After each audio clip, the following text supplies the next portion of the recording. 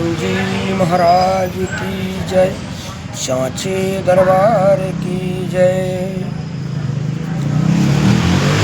भक्त और भगवान का ये जो संबंध है ये बड़ा अटूट है, क्योंकि ईश्वर अंश जीव अविनाशी।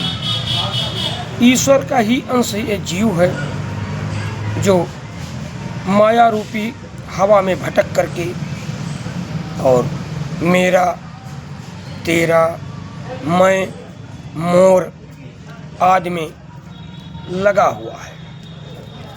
वैसे ये संसार इत संसारा, ये संसार था, है, रहेगा, लेकिन यहाँ पर आया हुआ जीव था नहीं, है, मगर रहेगा नहीं। इसलिए परमात्मा के समीप होकर के और परमात्मा से कुछ नहीं मांगना चाहिए, केवल परमात्मा को ही परमात्मा से मांग लेना चाहिए। परमात्मा मिल जाए तो कुछ शेष नहीं बचता है, क्योंकि बस में होते आए भगवान, भगत के बस में होते आए भगवान। कहाँ सुने बहुविध संता।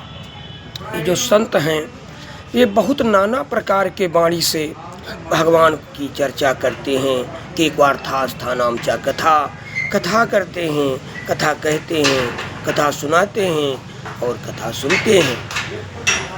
तो लिखा कि जब जब भीड़ पड़ी भगतन पर, तो गरुड़ छोड़ कर ध्याए, गरुड़ छोड़ कर धाय।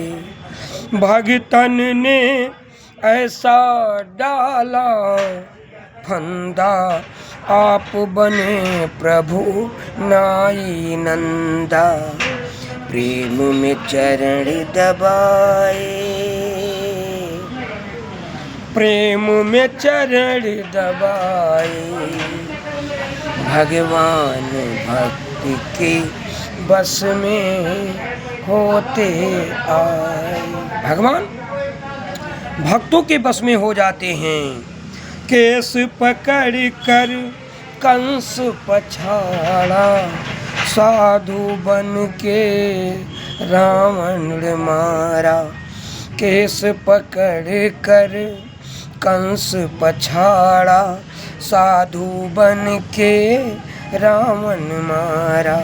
राज विभीषण पाए, भगत के बस में होते आए। भगवान भक्तों के ही बस में होते हैं, तो भक्त बनना पड़ता है। भक्त किसे कहते हैं? जो भगवान का त्रिकालदर्शी बन जाना चाहिए। सुबह, दोपहर, शाम, तीनों टाइम भगवान का सुमिरन, जाप, साधना करना चाहिए। ऐसा करने से चरम निर्देश की तरफ प्रेरणा हो जाती है। जो दोनों समय नियमित रूप से साधना करता है, परम पुरुष की भावना उसके मन में अवश्य जागेगी एवं निश्चित रूप से उसकी मुक्ति होगी। मगर बिना यम नियम के साधना नहीं हो सकती। तो यम क्या है और नियम क्या है, इसको भी जानना चाहिए। गुरु बताते हैं कि यम है ईश्वर पर ध्यान बराबर बना रहना चाहिए। हे परमात्मन, आज तुमने हमको जिंदा रखा है, ये आपकी कृपा है। और नियम क्या है? शौच। शौच क्या है? दो प्रकार का, एक बाहरी शौच और एक भीतरी शौच।